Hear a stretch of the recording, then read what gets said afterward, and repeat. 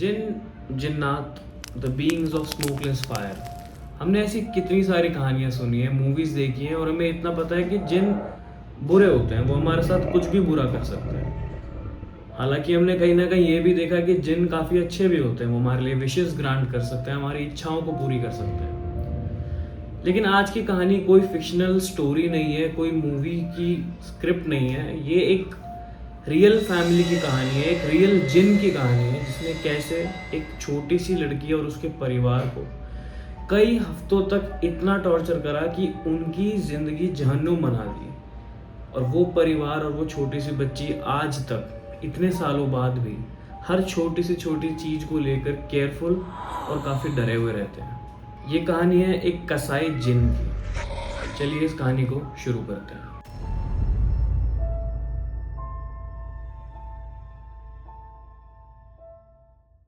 सना एक 8 साल की छोटी बच्ची थी जो एक गांव में अपने परिवार के साथ रहती थी।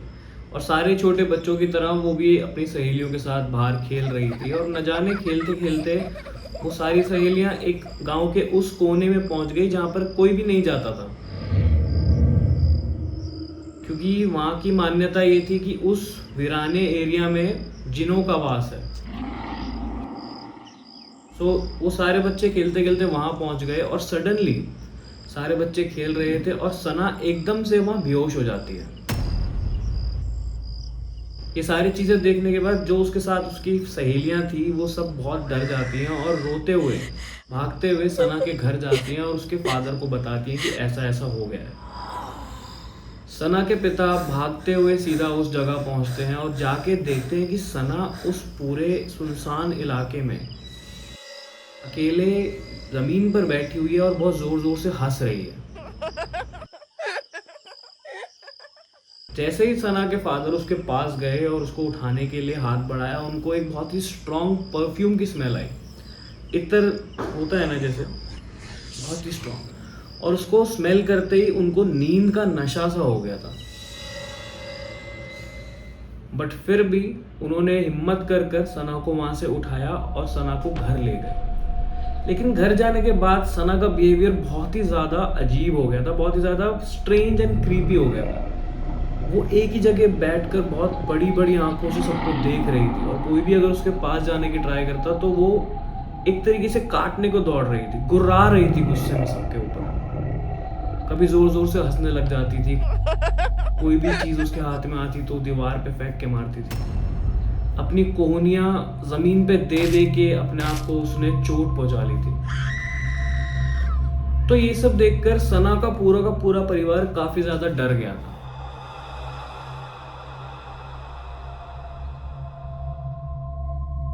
एंड यूजुअली गांव में कुछ लोग ऐसे होते हैं जो ऐसी ऊपरी हवा या फिर भूत प्रेत का इलाज करने का क्लेम करते हैं। सो ऐसी एक औरत सना के घर के बगल में रहती थी।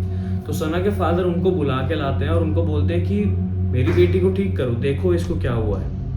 वो औरत 5 मिनट के लिए सना को देखती है और 5 मिनट में ही वो अपने हाथ खड़े कर लेती है कि ये काम मेरी बस की नहीं है, ये मुझसे नहीं हो पाएगा। सना के फादर पूछते हैं कि क्यों? तो वो बोलती है कि ये कोई मामूली आत्मा या भूत प्रेत नहीं है, ये एक 100 साल पुराना जिन है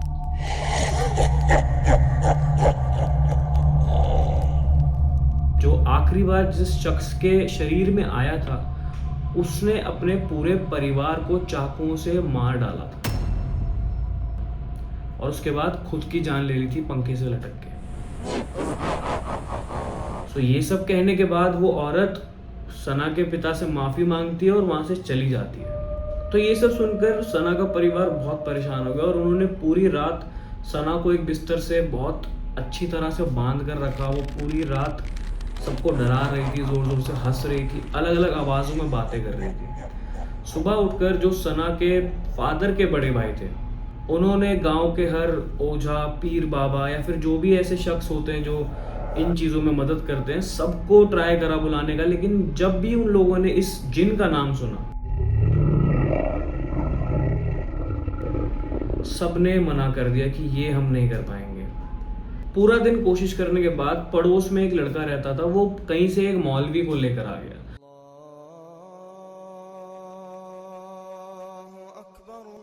और उस मौलवी ने क्लेम करा कि मैं इस जिन को बड़े आसानी से इसके शरीर से बाहर निकाल सकता हूँ और इसको अपना गुलाम बना सकता हूँ। सो ये सब सुन के सना की फैमिली काफ़ी खुश हो गई थी। दे हैड रिलीफ कि शायद अब हमारी बच्ची ठीक हो सकती है। वो मौलवी जैसे ही घर के अंदर आया, उसने सना के बाल पकड़कर उसकी पीठ पर झाड़ू से मारना शुरू कर दिया और इस पूरे प्रोसेस में सना बहुत ज़ोर ज़ोर से एक मर्दाना आवाज़ में हंस रही थी। कुछ मिनट तक ऐसे चलता रहा। वो मौलवी उससे पूछता रहा कि बता तू क्यों है इसके शरीर में, क्या चाहता है तू, ये सब वगैरह वगैरह। फिर एकदम से सना ने अपने हाथ से उस मौलवी का हाथ पकड़ा और अपने बाल छुड़वाए और उस मौलवी को ही ज़मीन पर गिरा दिया और उसकी छाती पर बैठकर उसकी गर्दन को इतनी ज़ोर से दबाना शुरू करा कि उसकी आंखें बाहर आने लगी। ये सब देखते ही सना के पिता, उनकी माँ और उनका बड़ा भाई तीनों मिलकर उस मौलवी को सना के हाथों से छुड़वाने में लग गए, लेकिन उसकी ग्रिप, उसकी पकड़ इतनी सख्त थी कि जैसे किसी चट्टान को तुम्हें हटाना होगा। पता नहीं कैसे, या तो सना को या फिर उस जिन को उस मौलवी पे दया आ गई या फिर वो सिर्फ उनके साथ मजाक कर रहा था। उस दिन उसने उस मौलवी की जान बख्श दी और जैसे ही सना ने उसका गला छोड़ा, वो मौलवी अपना सामान लेकर बिना कुछ बोले वहाँ से भाग गया। और जैसे ही सना ने उस मौलवी की गर्दन को छोड़ा, वो चुपचाप अपने कमरे में चली गई और अपने आप को बंद कर लिया। अब कई दिनों तक ऐसे ही चलता रहा कि सना पूरे दिन अपने कमरे में रहती थी और सिर्फ रात को 12-1 बजे के बाद वो अपने कमरे से निकलती थी, अपना मुंह और सर एक कपड़े से ढककर छत पर जाके कपड़ा बिछाकर नमाज पढ़ने के लिए। और ये उन सबको पता था कि रात के उस समय सिर्फ जिन ही होते हैं जो नमाज पढ़ते हैं। अब कई दिनों तक ऐसे ही चल रहा था और सना के पिता को कहीं से ये सुनने में आ गया कि जितना समय वो जिन उनकी बेटी के शरीर में रहेगा, उतना ही मुश्किल होगा उस जिन को उससे बाहर निकालना, क्योंकि वो सना के अंदर अपना घर बना रहा है। वो अपनी एक परमानेंट स्पेस सना के शरीर के अंदर बना रहा है। फिर कुछ दिनों बाद सना के फादर के ब्रदर इन लॉ एक संजय नाम के शख्स को घर पे लेके आते हैं और वो इंसान, he was like a saint।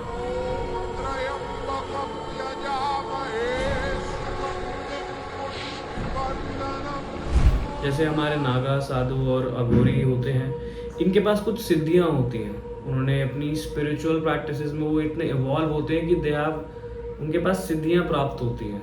तो वो इंसान भी ऐसा ही था, उसके पास सिद्धियां थी और वो काफ़ी ऐसे लोगों को मदद कर चुका था जो पहले भी ऐसी किसी प्रॉब्लम से, पीड़ा से गुजर रहे थे। सो वो आता है घर में और वो सना के फादर से बात करता है और वो ये बोलता है कि मैं किसी चीज़ की गारंटी नहीं दूंगा आपको, मैं कोई वादा नहीं दूंगा झूठा आपको, लेकिन मैं अपनी तरफ से पूरी की पूरी कोशिश करूंगा और मैं अपने इष्ट से, जिनको वो वर्शिप करते हैं, उनसे मैं प्रार्थना करूंगा कि आपकी बेटी जल्द से जल्द ठीक हो जाए। और फिर इतना बोल के वो सना से मिलने चले गए।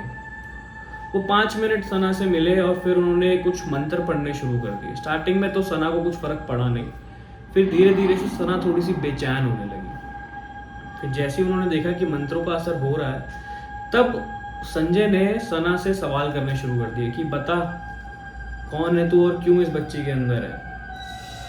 तो वो बोलता है कि मुझे जो चाहिए था मुझे मिल गया है और अब मैं यहीं रहूँगा। कहता कि लेकिन तू है क्यों, तूने इसी बच्ची को क्यों चुना। कहता मैं इतने सालों से भटक रहा था और मेरे नज़दीक, मेरे कांटेक्ट में एक बहुत ही प्योर, एकदम क्लीन स्पिरिट मुझे नज़र आई, तो मैं उसके शरीर में घुस गया। ये सब सुनने के बाद संजय वहाँ से उठ गया और सना के फादर के पास जाके बोलता है कि मुझे एटलीस्ट 24 घंटे दो, मैं इस जिन के बारे में, इस एंटिटी के बारे में थोड़ी रिसर्च करना चाहता हूँ, मैं जानना चाहता हूँ इसके बारे में। इतना बोल के संजय उस घर से चला जाता है और फिर वो 24 घंटे उस परिवार के लिए इतने भारी होते हैं ना कि वो बस उस 24 घंटे के ख़त्म होने का वेट कर रहे थे कि कब वो आएगा। उनको ये उम्मीद थी कि शायद कोई इलाज लेकर आएगा। 24 घंटे बाद जैसे ही संजय शाम को उनके घर पहुंचता है, वो आते ही कुछ ऐसी बातें बोल देता है जिसको सुनने के बाद पूरे परिवार का डर और भी ज़्यादा बढ़ जाता है। वो आते ही बोलता है कि इस जिन का नाम बिलाल है। अराउंड 150 साल पहले ये एक कसाई का काम करता था और जिस दुकान में ये एज अ कसाई काम करता था उसके मालिक के साथ इसकी कोई बहसबाजी हो गई थी, दुश्मनी हो गई थी, तो इसके मालिक ने इसको बेइज्जत करके सबके सामने उस दुकान से निकाल दिया था। और इस बेइज्जती का बदला उसी रात को बिलाल ने कैसे लिया, उसके घर के अंदर जाके उसके मालिक का गला काटा, उसकी बीवी का गला काटा और उसके दोनों बच्चों का भी गला काटा। लेकिन इतना सब कुछ करने के बाद भी बिलाल का बदला पूरा नहीं हुआ, उसको गुस्सा शांत नहीं हुआ। वो उन सारे बॉडीज़ को लेके, उन तीनों चारों के सरों को लेके उसी बुतर शॉप में गया और उसने वहाँ बैठ के उन सबके बॉडीज़ के पीसेस करने शुरू करे। और सुबह तक, जब तक सूरज नहीं निकल गया, जब तक सारे लोग नहीं आ गए, तब तक वो अपने उस चाकू से या जो भी उसको बोलते हैं उससे उन सबकी बॉडीज़ के टुकड़े करता रहा। और सबके सामने वो वहाँ से भागा भी नहीं, इनफैक्ट कि टुकड़े करने के बाद वहाँ से भाग जाऊँ, नहीं, वो उसी दुकान में था। लोगों ने उसको देखा और वो उनके सामने भी उनके टुकड़े कर रहा था। तो सारे भीड़ ने, लोगों ने उसको वहीं डंडे और पत्थरों से मार मार के जान से मार दिया। और उस समय से बिलाल जिन के रूप में भटक रहा है। ये सारी कहानी बताने के बाद संजय ने उस परिवार से बोला कि मैं अकेला कुछ नहीं कर सकता, आप लोगों को भी मेरा साथ देना होगा। और इतना बोलते ही उसने एक लाल कपड़ा ज़मीन पे बिछाया और सना को उस पर लिटाया। उसके हाथों और पैरों को पकड़ा गया और उसने जैसे ही मंत्र पढ़ने शुरू करे तो उस समय जिन अपने, कह सकते हैं कि पूरे पोटेंशियल पर आकर एग्रेशन में सब पर हमला करना शुरू कर दिया। उसने सना के पिता को, माँ को, सबको मारना और काटना शुरू कर दिया। और एक एक थप्पड़ ऐसा था कि लोग लिटरली दीवारों में जाके लग रहे थे। सो ये सब हुआ, सब लोग घर के बाहर चले गए, किसी की हिम्मत ही नहीं हुई कि उस घर के अंदर एंटर करें दोबारा। फिर लिटरली संजय ने हनुमान जी का नाम लिया और वो उस घर के अंदर घुसा और उसकी हिम्मत देख के पीछे पीछे घर के और लोग भी उसके पीछे चले गए। सब ने दोबारा जाके सना को कंट्रोल किया, उसके हाथ पैर पकड़े। और उस मोमेंट पे संजय के पास कोई स्पेशल बबूत, जिसको हम कहते हैं एशेज, उसने वो निकाली और रगड़ के सना के माथे पे, हाथों पे और उसके चेस्ट पे अच्छे से रब करा, जिससे कि वो जो जिन था बिलाल, वो एक धुएं के फॉर्म में उसके मुंह से बाहर आके निकला। और उसने आके इतना बोला कि तूने मुझे इसके शरीर से तो बाहर निकाल दिया, लेकिन तू मेरा क्या कर लेगा? आज नहीं तो कल मैं दोबारा किसी को ढूंढ लूंगा या फिर दोबारा सना के अंदर चला जाऊंगा। इतना बोल के वो जिन वहां से चला गया। So this was the whole story about Sana and her family. उसके बाद पता है क्या, इस चीज़ का कोई परमानेंट इलाज नहीं था, क्योंकि उस जिन को वो मार नहीं पाए, उसको कंटेन नहीं कर पाए। वो चाहे तो अभी भी कुछ भी कर सकता है। सो संजय ने उनको सिर्फ ये बोला कि इसको किसी किसी इंसान की स्पिरिचुअल एनर्जी ना बहुत कम होती है।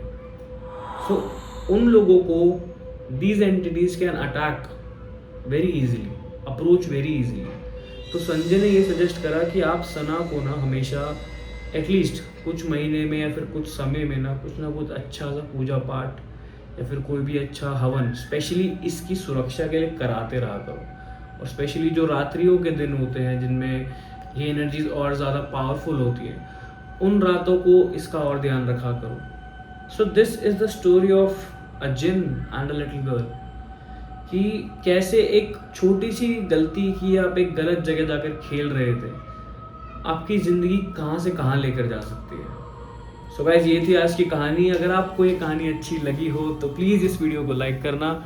और मैं जानता हूँ कि वीडियो बहुत समय बाद आई है, लेकिन कुछ इश्यूज चल रहे थे। I will try to be more regular now. Thank you for watching. Please subscribe to the channel and मिलते हैं एक और नई कहानी के साथ। तब तक के लिए बाय बाय।